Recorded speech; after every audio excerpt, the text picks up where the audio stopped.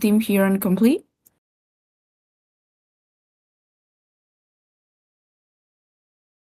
We're here. Great. Is opposition here and complete? Up is here. Okay, wonderful. I'm gonna check my judges as well. Is Ashley here? Here. Is Gasa here? Here. Okay, is Niles here? Here. Okay, and is Yaney here? Here. Okay, wonderful. So yeah, I'm assuming both teams also consent since there is a tech wanting to record the room. But before that, some housekeeping rules, and then I'm going to allow all of my panels to introduce themselves. My name is Fransiska. I'll be the chair. Congratulations for reaching this far. Hopefully, everyone can have a fun round, but still equitable. So please follow the code of conduct. Don't use any profanity language and be mindful of all of the examples that you're using. Since this is going to be recorded, live streamed, or I don't know. But the same rules will apply. So I'm not going to be able to put timestamps every minute, but I'm going to put timestamps for minute 6 and minute 7:15 to indicate that the time is already done and everyone should be wrapping up. Highly encourage everyone to take and give POIs. So feel free to announce the preferences before your speech. If you feel safe to announce your gender pronouns, feel free to do so, but that's not mandatory. But yeah, that's basically it. So I'm just gonna allow my panels to introduce themselves. From Ashley. Hello, everyone. My name is Ashley. Congratulations for making it this far. I'll be paddling you for this round, and good luck. Okay, and Gasa. Hello, Gasa. Good luck. Okay, and Niles. Hi everyone, I'm Niles. Good luck. Okay, and lastly, Yaney. Hi everyone, I'm Yaney, one of your panel. Good luck. Okay, wonderful. All right, so without further ado, let's call upon the first speaker, PM, to open Gov's case. Here. Hello. So, first few things, I'll take my POIs directly at the 5-minute mark as much as possible. This is recorded, right? So, yeah, I consent to recording. Okay.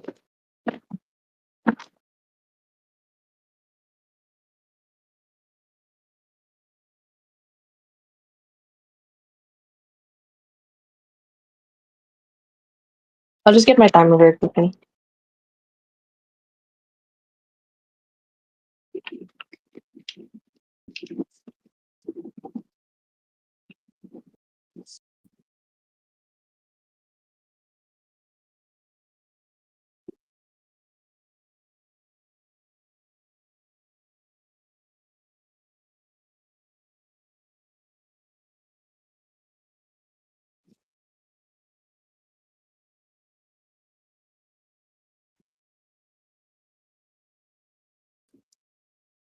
Starting my speech in 3, 2, 1. You do not allow a monopoly to take control over the lives of people without a controlled system. Proud to propose. Note that in a few sets of framing. The first is what did the development state model look like within Southeast Asian countries before, and why is it likely to resurface now as a failure? The first is that most state sectors will be naturally state-owned. In the same way the Philippines used to have their electricity naturally be controlled by state government control, the problem with a lot of these things is that the reason why there's an incentive to make them nationalized is because of the incentive of state to buy out certain corporations that they deem as profitable, because money within countries like Southeast Asia, like Myanmar, like Brunei, need external sources of funding, because most oftentimes taxpayer money is not enough in order to create projects. Therefore, in order for the government to try to gain as much money as possible, they will buy out certain companies they deem is profitable. But the second is that it force directs people into very specific sectors to begin with within status quo. The reason for this is because of the fact the government has far more credibility when it comes to interventions. The moment that the government supports a very specific sector, or where they put much more focus towards interventions and making sure that this sector is profitable, much more likely people will flock into this industry. In the same way that Samsung only rose up within Korea is because of the fact state interventions naturally supported it in terms of their hedge funds and their ability to support that within like specific news outlets and etc. But third is the preemptive because opposition will talk about the ways in which this has benefited countries like East Asia to begin with. But I want to point in the even if scenario and why it is not applicable within our side of the house when it comes to Southeast Asia. It's A, the geographical difference that's clear. In Southeast Asia, we are forced to much more less diverse weather patterns in comparison to East Asia. It's much more common to have droughts within our location. It's much more common that the soil within our area is not easy in order to build urban planning. Most oftentimes, Southeast Asian countries are built up from the ground from colonization. The problem with this is that most colonizers were not very strategic in the way that they built up those very specific land points. The exact reason why Metro Manila is filled with traffic congestions, because the way that the roads were built within this certain location means for the fact that it's difficult to try and develop the area. But B, it's that there's a clear resource difference in comparison to how we try to extract a lot of these things. Because even if you want to say a lot of Southeast Asian countries are rich in resources, most oftentimes it was already mined out by a lot of the profit-driven companies at the very least. So the main problem with this that on opposition, you cannot try to frame this out that it will be the exact same as East Asia because of the fact of our clear differences within geographical wise. The first argument I want to talk about is how development is likely to be inaccessible in terms of a state model policy. How do you increase the popularization of cronies within the system of development states using the development state model? The first layer under this is that workers will primarily get chosen based on their connection to the government over their actual qualities, how they are as workers, rather than their qualifications or past worker experience. This is specifically true because strong state intervention is able to control how corporations perceive or try to create the hiring process within certain companies, i.e., there's going to be a likely bigger focus towards hiring people with specific backgrounds or people who are already government related or people from very specific schools. This is problematic within their side of the house because of the fact that even if you wanted to develop a lot of your sectors in terms of their economy or try to get the best scientists and doctors, most oftentimes it will be limited because of the way the government is likely to try to give job opportunities towards people that they find that are going to be cronies and will naturally support the government no matter what. So even if you were qualified, the fact that you're a protester means for the fact you will automatically be removed. The second is that research and development is going to be far more limited on their side of the house.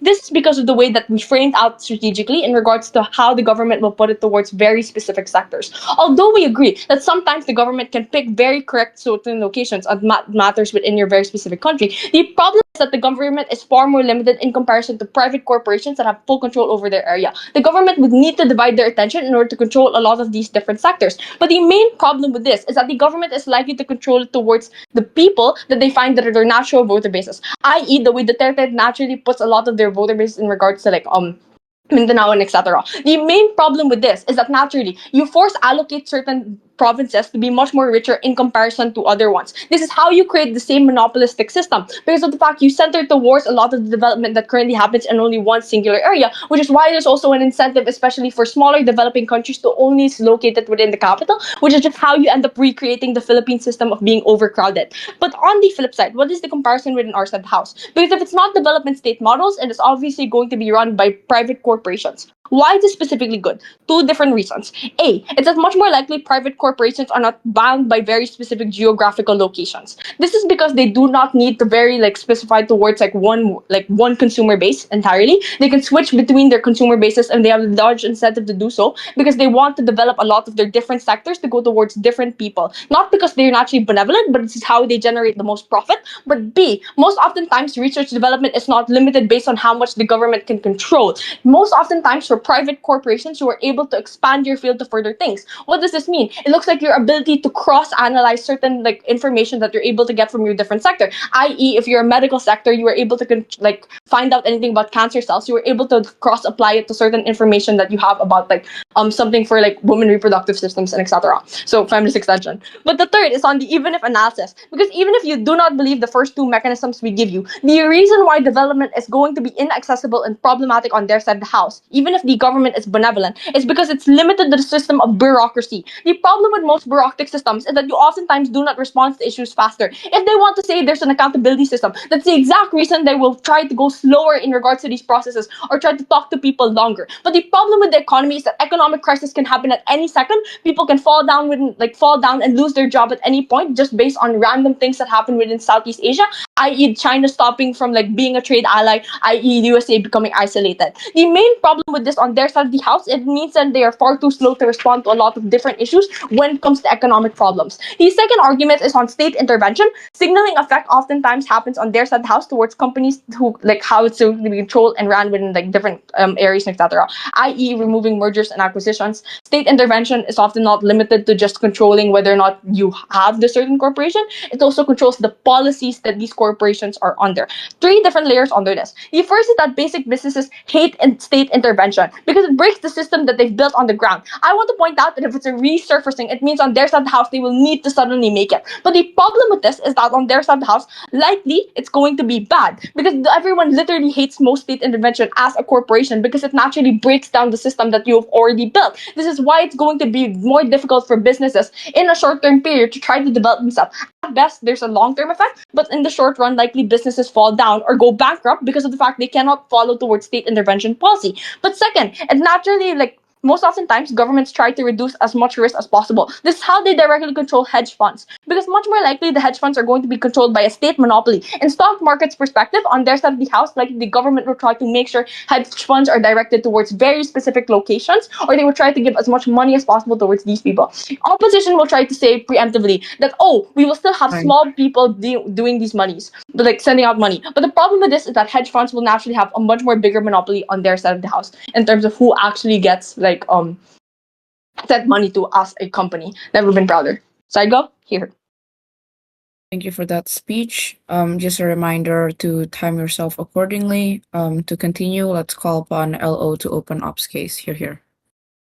Here, am I audible? Yes. Okay. Wait, let me just drink water. Hmm.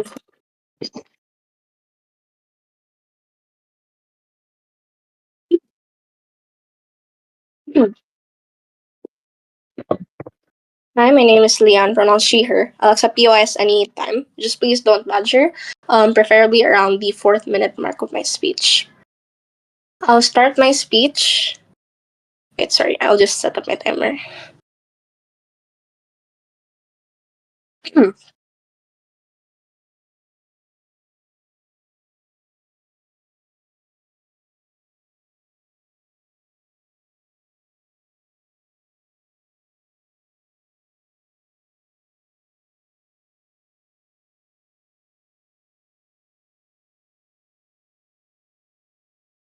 Yes, wait. I'll start my speech in 3, 2. Gov wants you to believe that the model is some outdated relic of the 20th century, that Southeast Asia has already developed and therefore should simply allow markets to operate freely and let private companies determine the direction of their economies. Because notice that that's their counterfactual. On the responses, 1, the first thing I want to respond to is that the idea that in order for government to get money, they will buy out companies they deem as profitable and that government has like far more credibility. Notice that you are not saying that the government should look at a profitable company and simply buy it because I think like it thinks it's good. The entire point of a developmental state is that government uses its ability to coordinate capital, to coordinate education and industrial policies to create the conditions for industries to become competitive. In fact, like their point about governments having more credibility actually proves our side because the reason why the state is able to mobilize investment is precisely because it can provide the long-term guarantees that private companies cannot provide individually. A private company can like decide not to invest tomorrow. A government can commit to like building the port or building the infrastructure that makes it like an entire sector viable, for example. And notice what happens if they say that this is somehow just governments picking profitable companies. We don't need to pick individual companies. We can pick strategic capabilities, and then we allow private companies to compete over who actually succeeds. So even if I grant their worst characterization, that some governments will inevitably like make mistakes, for example, the comparative still holds because the government is solving a coordination problem that private companies cannot solve on their own. There's no mechanism for this on side gov. But secondly, on the argument that Southeast Asia is geographically different from East Asia, that colonizers were not strategic, for example, I think this is precisely where they confused the example with the mechanism. We never said that Southeast Asia should copy East Asia's exact industries and resources. The lesson from East Asia is not that every country needs the same resources. The lesson is that governments can deliberately build capabilities that markets alone would not have produced in the exact way. And actually, if Southeast Asia has fewer easily exploitable resources, that makes industrial upgrading more important because you cannot build your developmental strategy around simply extracting another resource forever. You need to build human capital. You need to build capabilities that can capture higher value portions of global supply chains. So even if Southeast Asia does not have the same geographical location as Japan or South Korea, even if colonialism left different institutions, even if some resources have already been extracted, none of those things imply that governments should simply surrender to the market. If anything, these make coordination more necessary because Southeast Asian states cannot simply rely on natural resource or cheap labor to carry them indefinitely. Their worst case is that development is difficult, so we want you to accept stagnation as inevitable. Our response is that when the market cannot independently overcome those structural constraints, that is precisely when the state has the strongest reason to intervene. And this is why the entire response collapses into a false choice. They are telling you that because Southeast Asia cannot reproduce East Asia's exact historical path, it therefore cannot use the model's underlying mechanism. But if we don't need to exactly reproduce the path, what we need is to reproduce the principle. The state deliberately builds the capabilities that allow its economies to compete at a higher level. But I think if Gov is wrong about what the developmental state was designed to solve. One, the developmental state was never about governments doing everything for the economy. It was only about governments identifying the industries and the capabilities that a country needs to develop, and then coordinating the capital or the infrastructure towards those goals. But secondly, and this matters because Southeast Asia is currently in the exact position where this becomes necessary.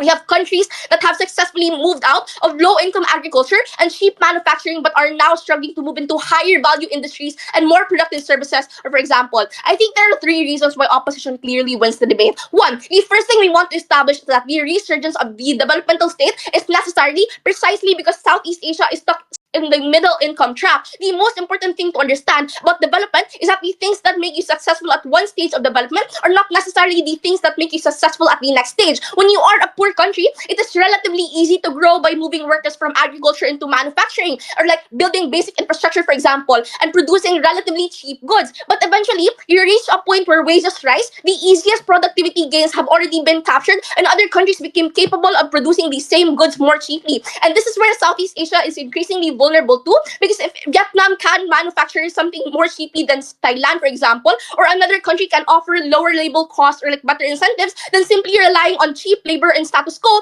is no longer a sustainable development strategy. This is precisely what the middle income trap means. And notice what Gov has to prove. They need to tell you why countries that are struggling to move into higher value industries should simply allow the market to determine everything, when the market itself has very little incentive to coordinate the transition. Because a private company is not going to build an entire semiconductor ecosystem by itself. It is not going to train an entire generation of engineers. It is not going to build the infrastructure or the research institutions and ecosystems that allow an entire industry to, prosper, for example. This is the fundamental market failure that the developmental state is able to solve. The state can coordinate things that individual firms cannot coordinate on their own. You can be able to do you can be able to make industries, for example, and direct education towards emerging sectors. The reason this matters is because development is not simply about having individual companies that are successful. Development is about building an entire economic ecosystem where success becomes possible. But secondly, the second thing we want to talk about is competition, because government completely ignores that Southeast Asian countries are not developing in isolation. Southeast Asia is effectively competing for the same investment, these same supply chains. When one country builds better infrastructure, develops a skilled workers, for example, capital moves toward that country, which means that the comparative is not between a developmental state or some peaceful world where markets naturally make everyone prosperous. The comparative is rather between a Southeast Asian country that actively tries to move up the value chain and a Southeast Asian country that simply wants for private actors to decide what happens next. And the problem with Gov's world is that countries that do this first capture the benefits. This creates a race where doing nothing is neutral. Then, what you need to understand is that doing nothing is itself a decision to allow other countries to move ahead. And this is why the developmental state is particularly important in Southeast Asia, because the region has already demonstrated that state-directed development can create the infrastructure and human capital necessary for modernization. The point of resurgence is not to copy-paste 1960s East Asia. The point is that to take the principle that made those states successful and apply it to the problems that exist today. Because if everyone is trying to climb the value chain and you decide that the government should just stay out of the way, you're not defending free markets, you're volunteering to be the country that gets left behind. But third, let's be charitable and grant government their best case. Say that they are right. The developmental states can create corruption or bureaucracy, for example, and governments can pick industries. Even if this is true, and I'll grant them their bestest case. We think the state failure is often correctable. Market absence is not. A bad government can still be pressured to reform its bureaucracy and then redirect investment towards better industries. But you cannot tell a private company to voluntarily sacrifice its profit today so that an entire industry can become globally competitive 10 years from now. Their incentives simply do not work that way because God's rule does not eliminate bad decisions. It merely makes them private and fragments them across thousands and thousands of firms and hopes that somehow those individual decisions actually produce like transformation that Southeast Asia needs. Our world at least gives the state the capacity to make mistakes and correct them. Their world gives the market no reason to make those investments in the first place. No safety net on side government. And I think this is where government's characterization completely falls apart. Because notice how we are not asking governments to predict the future, for example. So Gov gives you a world where individual firms are theoretically freer to make their own decisions. Gov tells you that we give you a world where entire countries have greater capacity to decide what they want their economies to become. Oppose. Thank you for that speech. To continue Gov's case, let's welcome DPM. Here. Hello, can I go to the bathroom first? Sorry. Yeah, okay.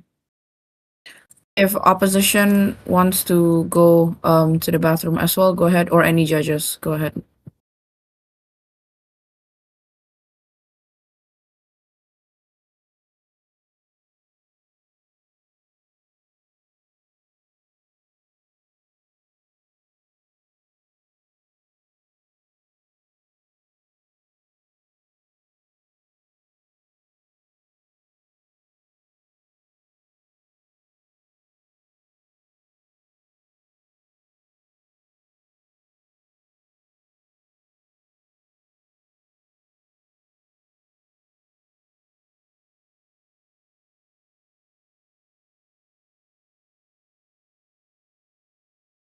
Hello. Um, Hi, I'm Summer. My pronouns are she, her, and I'll be your DPM for today. And I'll be starting my speech in 3, 2, 1. OP's entire case rests on a fundamentally privileged assumption that developing states have the fiscal luxury to simply wait for private markets to work. OP claims governments lack the right incentives. This misses the fundamental reality that these states are poor. They do not have massive taxpayer bases or domestic venture capital to fund multi-billion-dollar ports or energy grids. The developmental state model is not about state benevolence. It is only the survival mechanism. Developing nations have to pool capital, take direct control of high margin assets, and fund national capabilities. So on to the opening clash. OP claims that government should intervene because of democracy, or I mean corrupt politicians or bad incentives. The actual clash is a state aggressively coordinates capital and takes revenue generating stakes to fund national capabilities versus an unguided market that starves poor nations of investment and traps them in low value work. Now, for my clarifications, the debate is not about micromanaging every business or claiming government administration is completely frictionless. Our case is also not about passive state charity, but active revenue generation and capital coordination. So why is our frame better? On technical terms, stock markets move purely by capital volume, and unregulated hedge funds and private capital flow to whenever returns are fast and safe, meaning poor developing nations get starved of high tech investment. By using state intervention, the state steers major financial sponsors and institutional funds directly into national priorities. So we accept that states. So on to some trade-offs. We accept that state interventions imposes policy controls on corporate deals, but we are not willing to accept that economic stagnation and middle income traps and total fiscal paralysis. So, what did my PM do? My PM established the realities of developing countries, such as for like Southeast Asia and like the Philippines power sector. So number one, fiscal necessity of state buyouts. Tax money is simply is simply not enough for major infrastructure. And I mean, states must acquire or control profitable sectors to generate sovereign capital. And onto the second point, signaling and credibility. POI. Back it. I'll take that later. State backing creates the long-term credibility that private capital demands, driving flocking into key sectors like Samsung in Korea. And three, unchecked monopolies and fast shock responses. Pure markets are dangerously slow during capital trade shocks. Now, onto some rebuttals. OP needed to prove that poor governments failed to develop industries simply because of bad political incentives. And I think OP's analysis completely collapses under fiscal reality. It's not that developing governments don't care. It's that they are poor. They literally don't have they don't have the taxes, capital, or private venture ecosystems to build high tech supply chains organically. The developmental state model solves this exact fiscal constraint by giving the government revenue revenue generating mechanisms such as buying or holding profitable access. And I think one of Ops main arguments is that governments can pull people into in the correct sectors. As PM established, governments face real administrative limits. That is why the state does not manually place individual labor or micromanage these firms. Instead, the state uses technical policy levers such as tax structures or hedge fund and infrastructure guarantees to build strategic capabilities, letting private companies compete over execution within state created framework. Okay, so onto my onto my first extension. Um overcome I think we have to touch on the overcoming fiscal constraints to escape the middle income trap. Poor and developing countries cannot rely on low tax bases or passive foreign investment to fund industrial upgrading. State intervention is the only mechanism to generate capital and steer it towards high value supply chains. So on to my levels. In one, individual level, citizens transition out of fragile, low wage agriculture and cheap assembly work into high skilled state backed industries. Number two, the startup level, where small innovators are protected from predatory corporate buyouts and gain access to state backed infrastructure, such as ports or power grids. And number three, capital poor developing states build sovereign funds and industry resilience, which escapes middle income stagnation. So on to my structural reasons. I'll give you two. The fiscal reality of developing POI. states. Poor countries lack taxpayer money for massive capital expenditures, and controlling strategic profitable industries creates the revenue necessary to fund national growth. And number two, capital allocation. Stock markets respond to volume by steering the biggest institutional sponsors and hedge funds the POI. state channels liquidity from short-term financial gains into long-term national projects. So now let's go to like our best case. I will overcome fiscal poverty and like build sovereign capital, which would escape middle income traps and protect against global economic shocks. But I think that, and even on our worst case, there would still, I mean, even on our case, there would still be administrative friction during state transition, which is far better than permanent economic stagnation.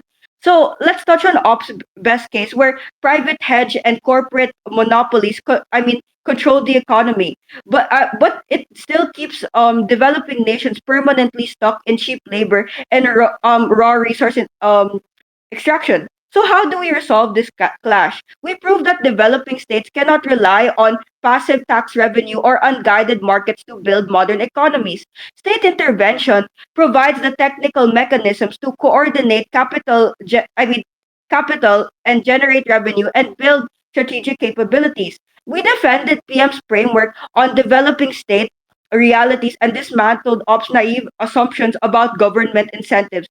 Okay. Um, Proud to propose.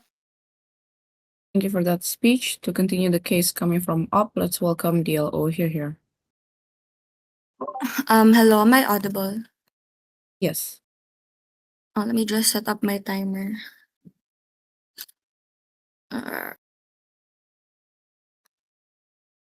everyone, my name is Isabu. I'm your DLO for this round. Pronouns she, her. PY anytime, just please don't badger. Preferably through voice because I'm not gonna look at chat.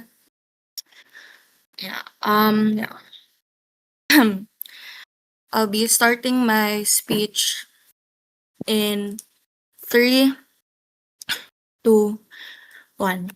I want to deal with Gov's second speaker's claim first, that C is too poor to fund something like semiconductors and that their alternative is active revenue generation, not passive charity. They've given little to no proof that this is actually a different mechanism from what we're defending. Notice how Korea in like the 1960s was poorer than the Philippines is today, and it still built its steel and shipbuilding giants to not tax off revenue, but off directed credit and export earnings. The state still channeled these scarce capital strategically instead of leaving it to scatter. So the poverty coming from government actually cuts the other way, because being poor is exactly why you can't afford to let capital allocate itself randomly. It is the condition that makes coordination even more necessary. Secondly, the first thing to note is that Gov's 3 objections doesn't actually get them anywhere. Firstly, on geography, droughts and bad colonial land planning and what have you, notice what they're actually conceding, that the market, when you leave it on its own, has never fixed this. The decades of liberalization and the same geographic problems are still there. So if the free market was gonna solve bad infrastructure and hard terrain, it would have by now, but it hasn't. So geography isn't just a reason to distrust the state, it's proof that the market was never gonna do it either. Secondly, on resources being already extracted by other countries, this is where Gov accidentally proves our case. Because how did these resources get POI. extracted when nothing compared domestically? It was not an accident of geology, it was the absence of a state forcing local processing. So what Gov is describing as there's nothing left to leverage is actually that there's nothing left to leverage because nobody was coordinating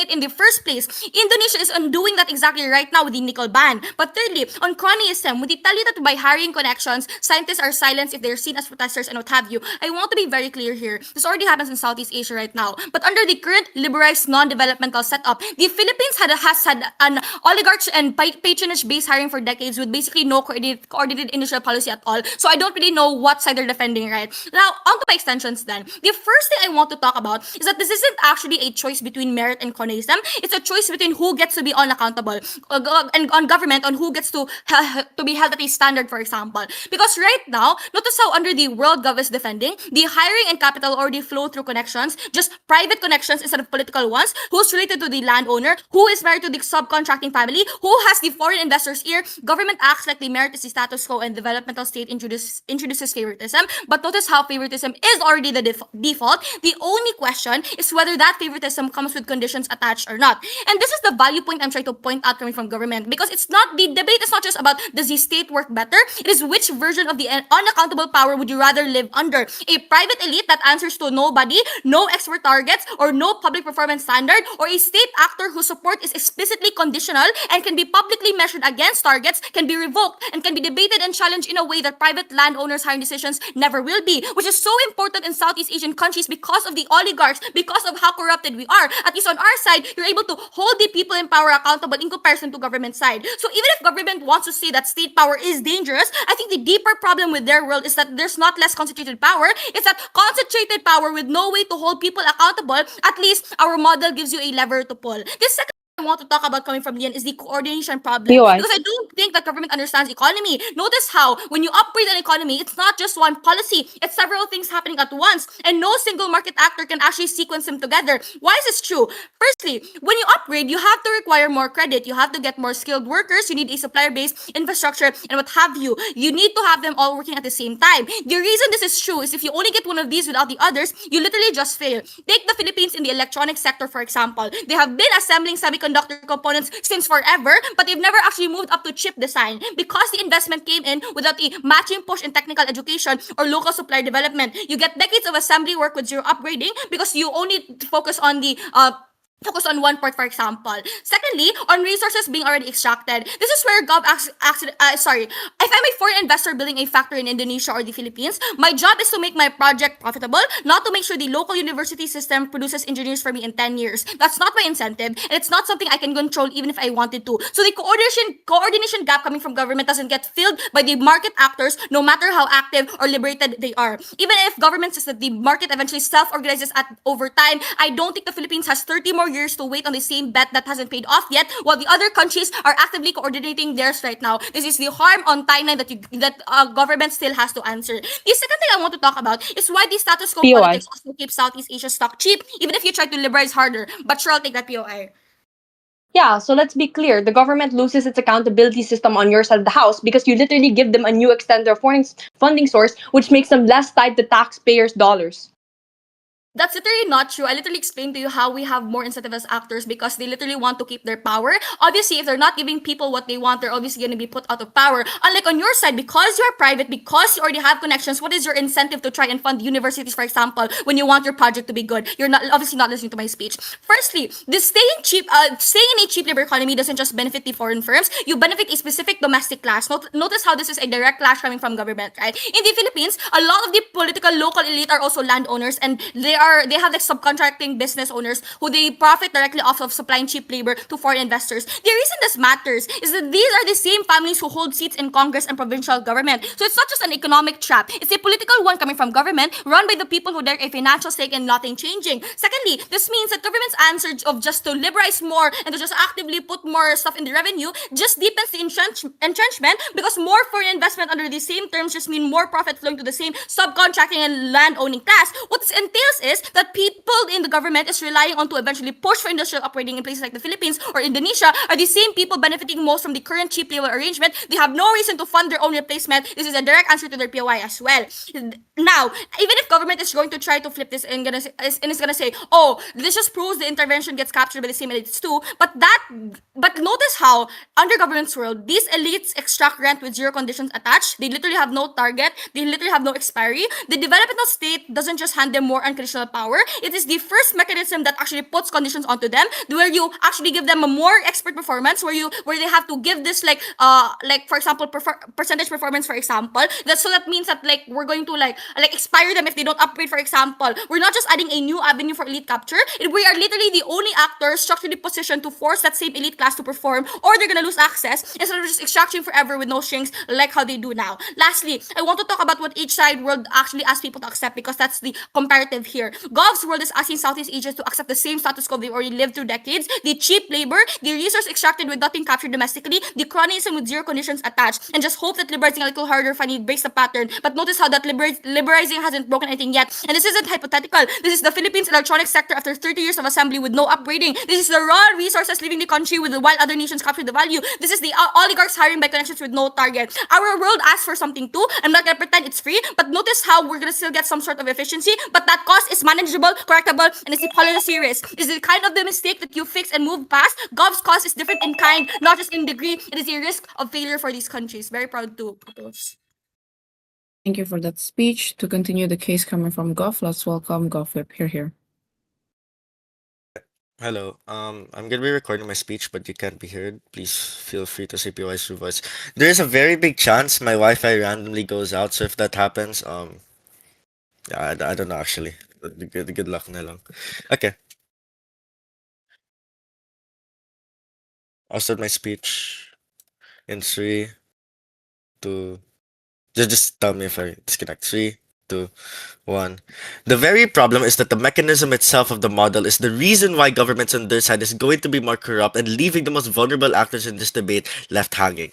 Note, Adj, the two main analyses is missing in this debate. One is the transition period that occurs. I think that in the first two speakers of opposition, they have yet to defend this. Note that this has to manifest on opposition side. Most likely, policies will be implemented quickly, making corporations lose money trying to adapt. And B, jobs and corporations opting in and out of these corporations are put into risk. The worst case here is that jobs are relocated and laid off to cut losses for these corporations. Note that the transition period has to apply. Note that these people are going to have to go through some sort of change. Even if it is fast, even if it is done well, most likely money will be naturally lost, taking away the net capital that will have gone to the citizens. I'm going to be talking about this further as to why this is a net harm on their side. Second, then, is the competition argument. The reason competition is better on our side is that the competition has a leveled playing field in the first place. The reason governments on the ops comparatives cater to the biggest corporations is because whoever they help, the governments will benefit irregardless. Note, the net capital that the governments will gain using this model or not is going to be the same. The problem with that is that most likely One, they'd invest in known corporations that they trust, so it's harder for other people and external actors to opt into this benefit in the first place. Second, they then cater policies for corporations who have promised to support them back politically. This is inherently bad because it centralizes who gets what. And third, it is better on our side because there's an incentive to help everyone because there's equal policies anyway. Note, they have to be able to invest into the whole sector in every single corporation because of the fact that not because it's a level playing field anyway. Most likely you will get a net benefit from a government's perspective if you help everyone. Next, the responses you get are pretty simple. First is the capabilities of government. The only reason why you can credit the impacts that the opposition gives you is if these governments were rich. Note, this debate manifests in the Southeast Asia. Note that these are mostly third world countries and developing countries. Note that governments are built up with different interests, meaning people have preferences in the first place, i.e. what type of energy they want or what type of technology they want to innovate into.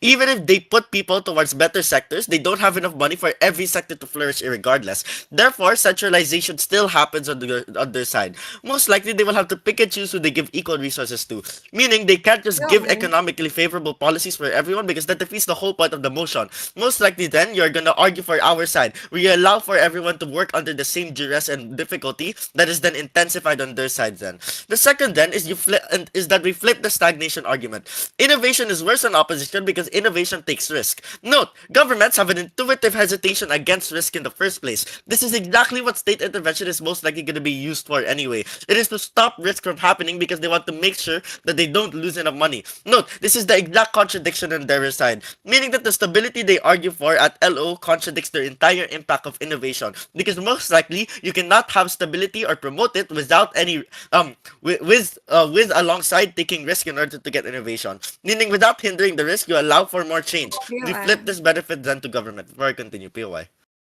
We already conceded that transition has costs. We didn't say it's overnight, but you still haven't responded to how those manageable temporary costs outweigh the permanent trap your side guarantees.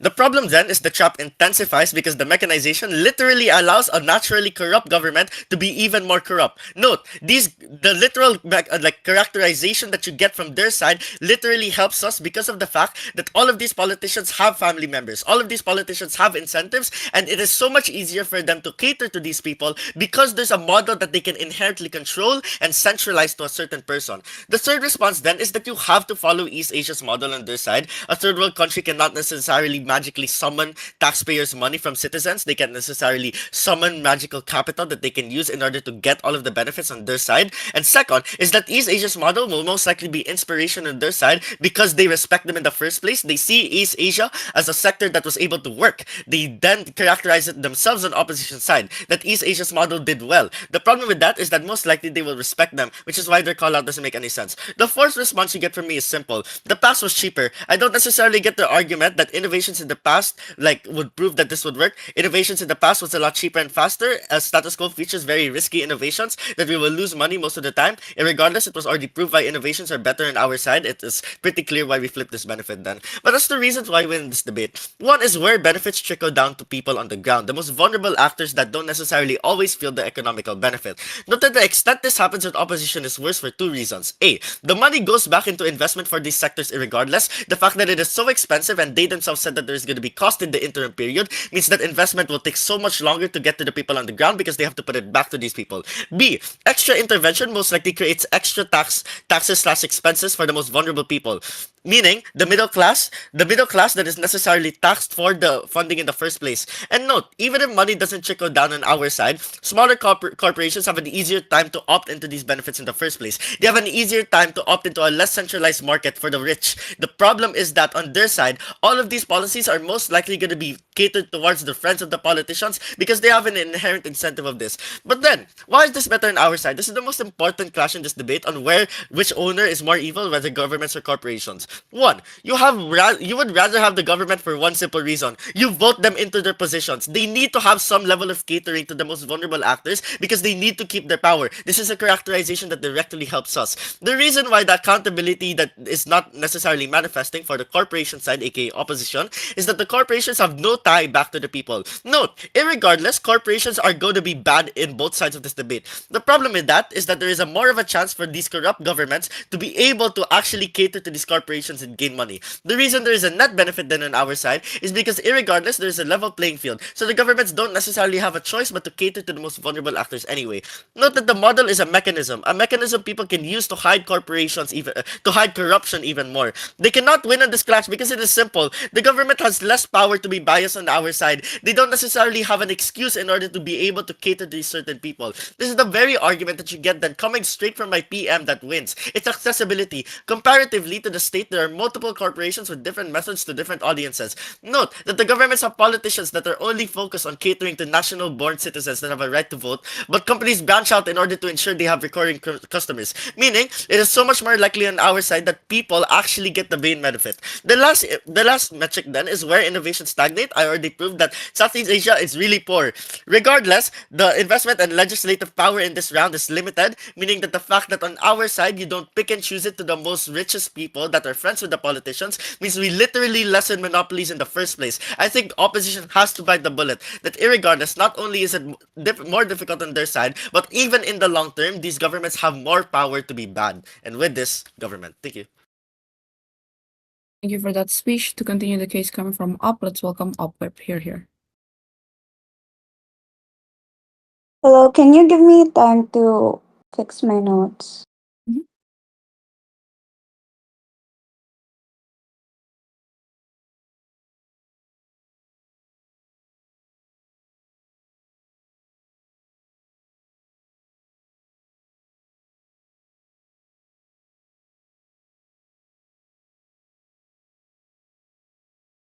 Okay.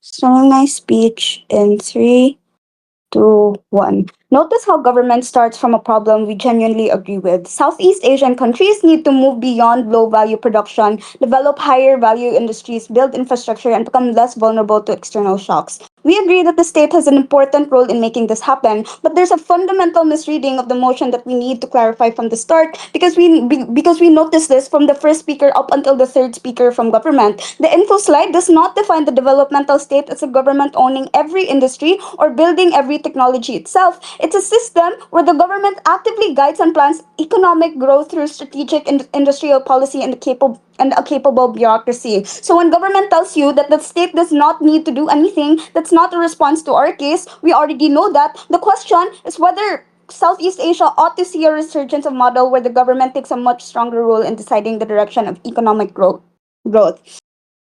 Opposition is not defending a government that does nothing. We're simply defending a government that creates the conditions for development without making itself the central institution responsible for deciding whether the entire economy should grow. Callouts then. First, Cebu already argues that our example of countries innovating despite being poorer than the Philippines missed the point because once countries are poor, they can no longer innovate. But this actually proves why your model matters because the ability to innovate is not determined by how rich a country already is. It's determined by whether it creates the conditions for innovation. Government can invest in education, infrastructure, research, and digital capacity, for example, without having to direct the entire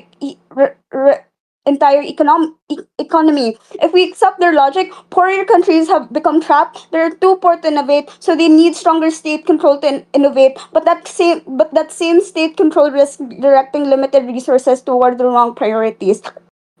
Third, government's argument that innovation is simply cheaper now does not answer the mechanism. Lower costs become innovation more accessible, but they do not guarantee that the government will correctly predict which innovation deserves investment. Our model allows more people to experiment with different ideas instead of relying on one central institution to decide where the country's limited resources go. But then finally, when government argues that our model leaves workers to deal with disruption on their own misunderstands our position, right? The state can still retain workers, invest in infrastructure, and support declining communities. The difference is that these interventions help society move through economic change. They do not require the government to permanently direct the country's entire economic future. But okay, POI. Yeah, so I'm not sure where opposition gets the money to suddenly make a new model that is outside of countries like South Korea. C is limited in funding to make new development strategies. The government is weak and poor, which is why they need to copy other countries that are similar to them, even when the policies aren't applicable to them. Wait, it was choppy on my end. Can you repeat? Sorry. Okay, yeah, no worries. Okay, so be honest. See, I'm not very sure where opposition gets the money to make a new model outside of countries like South Korea and etc. C is limited in funding to make new development strategies. The government is weak and poor, which is why they need to copy countries similar to them, even when their policies aren't applicable to them.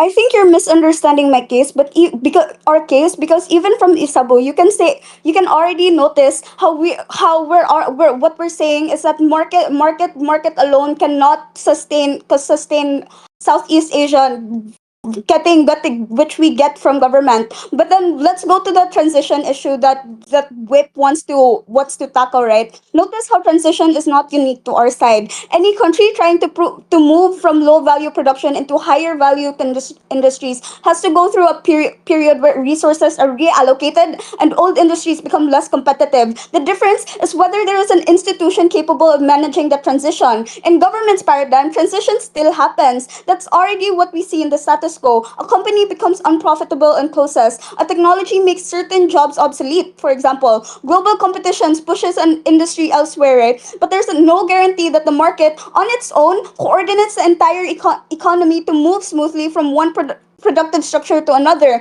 At least on opposition, the state can anticipate which sectors are declining, invest in the sectors we want to grow, and retain workers before displacement becomes permanent, and build the infrastructure needed for new industries to absorb them, for example. But and this is where government's best case actually helps our side, because even if their model successfully creates new industries, those industries still need workers, infrastructure, education, and investment, for example. The state still has to manage the consequences of economic change. That's why the transition does not disappear simply because the government chooses not to guide it. Even if our transition is messy, biting into that bullet, it's a temporary cause for achieving structural upgrading. Their alternative does not eliminate transition. It merely removes the actor whose explicit role is to coordinate that transition. Their workers still face technological disruption, globalization, and other issues like that. But they just face those shocks without a government deliberately preparing them for what comes next. So the comparative from us is simple. Our worst case is that transition is painful but managed, but their worst case is that transition happens anyway, except nobody is responsible for making sure the country actually arrives somewhere better. And that matters because development is not simply about whether new and industries AY. eventually appear. It's about whether workers and institutions can actually move with them. But on flexibility, Leon's contribution is important here because she correctly identifies that the developmental state was never about the government doing absolutely everything. We already agree with this because there are genuinely things markets struggle to provide alone. Infrastructure requires huge upfront investment, and research can take years before producing returns. That's why developing countries can struggle to attract high tech investment precisely because they lack the infrastructure and skilled workforce investors initially look for. This is why governments ought to invest in these foundations. But notice what this means. We don't need a resurgence of the development state to get the benefits. The status quo already allows governments to fund infrastructure, education, and what have you. The problem begins when government assumes that because the state can identify some important investments, it can therefore identify the best direction for their entire economy. Southeast Asia is not one uniform region. Countries have different geography coming from government, but in their best case, is that a capable state correctly identifies strategic industries and move countries beyond the middle income trap. We genuinely can see that this can happen, but our worst case is that the development slower or less coordinated. The worst case is that the state directs scarce resources toward this wrong priority, and because the resources have been concentrated behind that decision, the mistake is much harder to reverse. Oppose. Thank you for that speech. To conclude the entire case, let's welcome up reply. Here. Here, hi, I'm your LO. I'll do your op reply. I'll start my speech in three. My first word.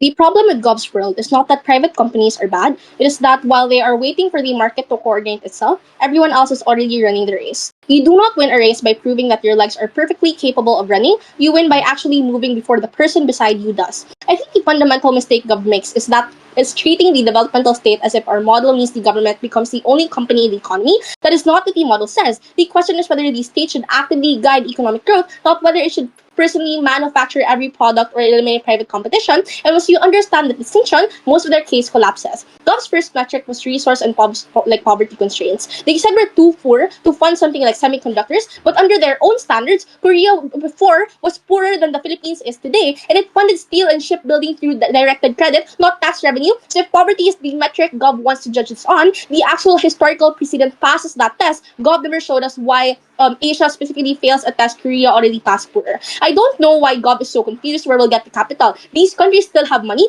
It's about prioritizing them. It's about prioritizing where these funds will go. I also don't think that these countries are stupid enough to pool all their funds to technology when other sectors need it. There will obviously be a balance because these countries are rational enough to do so. Secondly, this is also why conditional support matters so much because when capital is scarce, you can't afford for it to be wasted on firms that don't perform. That's the whole point of tying supports to export targets. It's not charity spent blindly. It's the state making sure that the limited capital it does have goes toward firms that are actually delivering, which is a much more disciplined use of scarce capital than Gov's world, where investment just flows wherever it's cheapest with no requirement that ever gets reinvested into anything at all. The first issue was where Southeast Asia is better off. It's the biggest issue because Gov's entire case depends on treating state intervention as if it means the state itself owns every industry. That is simply not the motion. So when they see that Southeast Asian governments are too poor to develop technology, then why are you assuming that the government has to invent the technology itself? The government doesn't need to manufacture the semiconductor. It needs to create the ecosystem in which companies can manufacture it. This is important.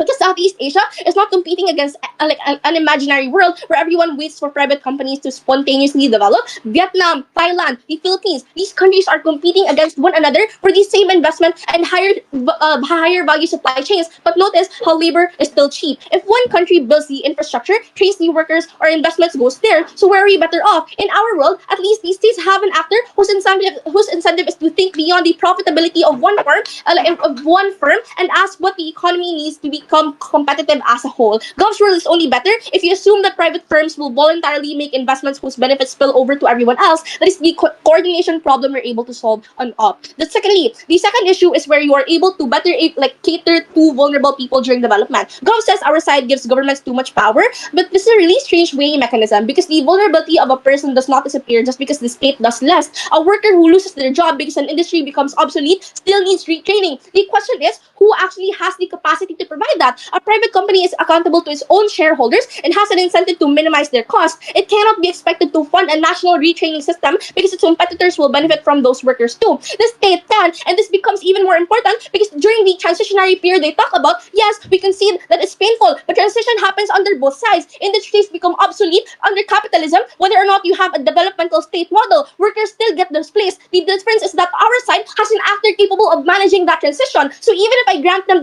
that developmental states can sometimes mishandle transition, our worst case is a badly managed transition. Their worst case is an unmanaged transition. But sure, their world says that the government is poor, so let the market figure it out. Our world says that the government is poor, so let's make sure that every peso it does have is used to move the economy somewhere better. But thirdly, is the final issue on who is more capable of correcting mistakes and preventing abuse of power. Gov tells you that states are more dangerous because the developmental states gives government more power. But notice the contradiction. They spent the entire debate telling you that Southeast Asian governments are too poor and too incapable to develop technology, and then suddenly they become this all-powerful actor capable of destroying the entire economy. We cannot simultaneously characterize the state as too weak to coordinate development and so powerful that giving it industrial policy inevitably allows it to destroy society. But even if I grant their worst case, that the governments sometimes become corrupt, we still win the comparative because private companies are not inherently benevolent actors. A private company can also exploit workers, can also monopolize markets because another location is cheaper. The difference then is that on our side, the state has the capacity to discipline those private actors, which is why I oppose.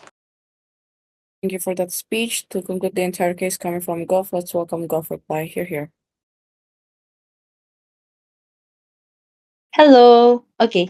I'll just get my timer real quick.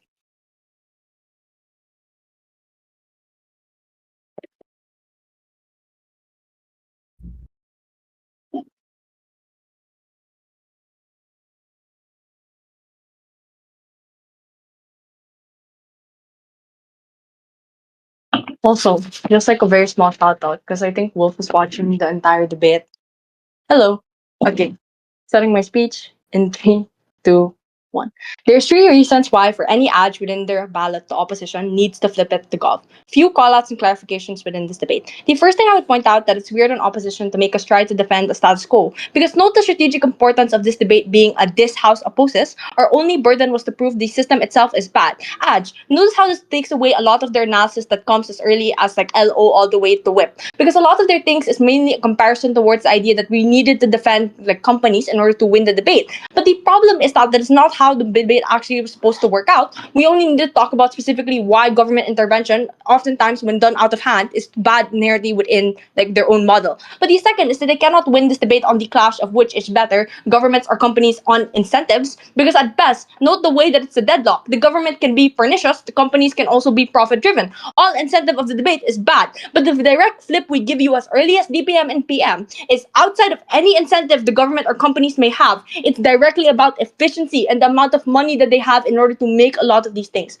If we're talking about this on efficiency, the government is bureaucratic. If they wanted their accountability system, the ability to call them out, that's the exact reason why the government will be too slow, because they need certain things to be signed. They needed to reach Congress in order to get certain things passed, in order to make certain interventions. If you're having an economic crisis, I will not wait one fucking year in order to make sure that I'm able to get a job on their side of the house. The problem is their efficiency is so slow that they don't actually respond to a lot of the economic crises that they want to try to defend on their side of the house. But the second thing I will talk about is on regards to the clash. How will money be allocated to begin with? The first is on the accountability, because opposition's case will tell you about individual like people individually will have a vote. But no, not only is every country in Southeast Asia not democratic, look at look at Vietnam, look at Laos. But the issue is that the government itself only allocates to certain corporations that are already developed. But the way that the government likely works it out is that they center it towards the capital, because that's literally where their voter base is at.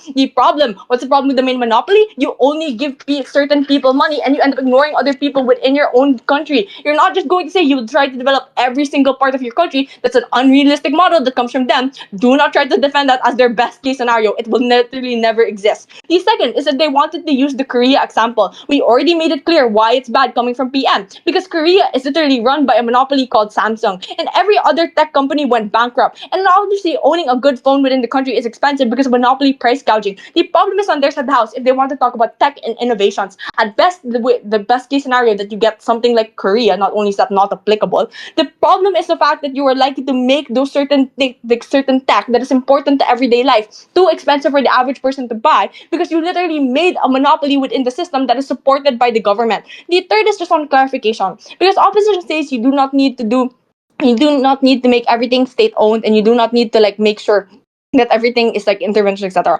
Yeah, that's exactly why we made a whole argument on PM about state intervention and why it's specifically bad. Note how we call out that the state is too weak to develop anything within the short run to make new blueprints to begin with. Obviously, our comparison is not one where we automatically make companies expensively rich or they make the most best in research development. The direct flip we gave you coming from Thirdy is that we're not going to make sure that we make the best resources ever. We're not going to make the new vaccine that will solve the hantavirus. The direct flip on our side of the house is that we make it extensively cheaper and we direct it to different locations. You make innovations that matter to indigenous tribes. You make innovations that matter to people in the province. That's not directly set towards people from the capital. The direct flip on our side of the house is that it goes to the most marginalized individual in order to make sure that they can buy out products that actually matter towards them. I want to point out already, the direct trade-off they took off as early as LO was not a good one. Because when they talk about the idea that like, oh, in the long term we will be better off. In the short run, sure, it will be difficult. But they do not realize what that short term actually like gives up. It gives up people's jobs, it makes companies go bankrupt, and it leaves people in the dark. The problem with this is that you leave people to continuously suffer and assume something will happen to a not guaranteed benefit in the long run. Never been prouder. Side golf, you're here. Thank you for that speech. That marks the end of the debate. Congratulations for both teams for finishing the round. Yeah, virtually cross, and everyone can just stay here or move to the convening hall while the judges. Let's start mobilizing to the deliberations room. Thank you. Thank you for Cross, the thank you for the debate. Cross.